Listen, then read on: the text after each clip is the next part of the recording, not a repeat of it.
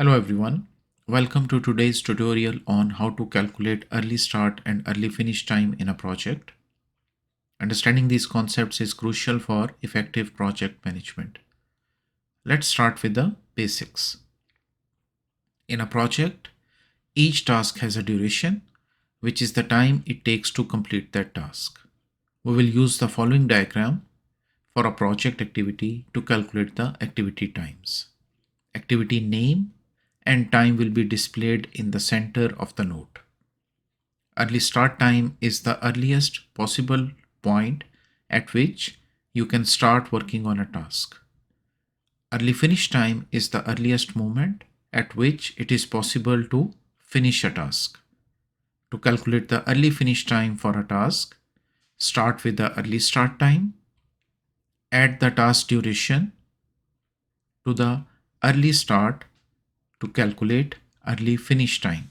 For example, if the first activity in a project has an early start time of 0 and a duration of 12 days, the early finish time will be 12 days.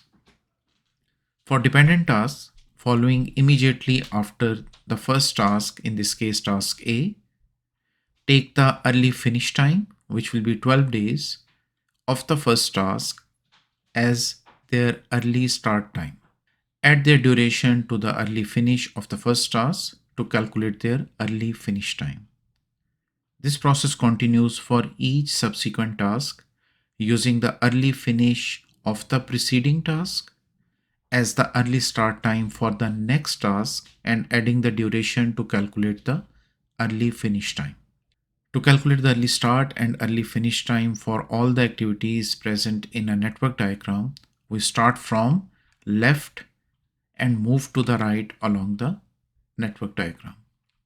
Now let's start with node A.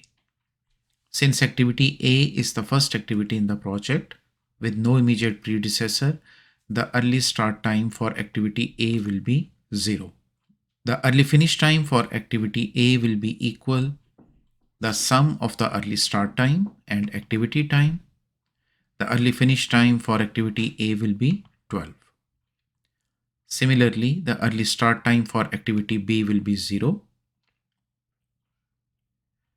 The early finish time for B will equal the sum of the early start time and activity time. Hence, the early finish time value for activity B will be 9. Now we move to activity I. Since the activity A is the immediate predecessor of activity I, the early start time for activity I will be equal to the early finish time of activity A, which is 12.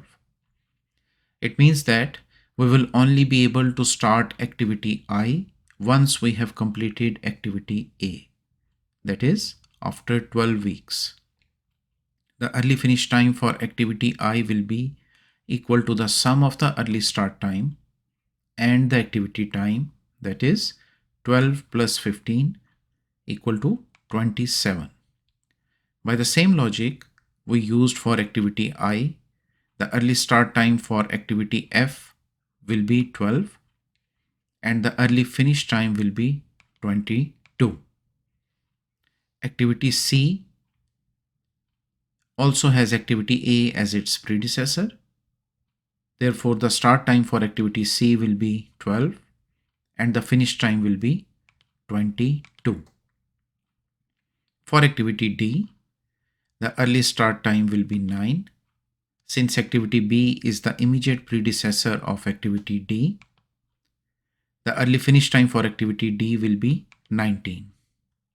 Activity E also has activity B as its predecessor, so the early start time for activity E will be 9 and the early finish time will be 33. Next we consider activity G. The early start time for activity G will be 22 and the early finish time for activity G will be 57. The early start time for activity H will be 19. Since activity D is the immediate predecessor of activity H, the early finish time for activity H will be 59. For activity J, we have three arcs coming from G, H, and E. Out of these three possible values of 57, 59, and 33, we pick the value which is the largest one. In this case, the largest value is 59, and we calculate the early finish time for activity J, which will be 63. For activity K, there are three predecessors, I, F, and J. The early start time for activity K depends on the largest value among all the values from I, F, and J. We have the values for activity I, that is 27, as the early finish time for activity I as 27.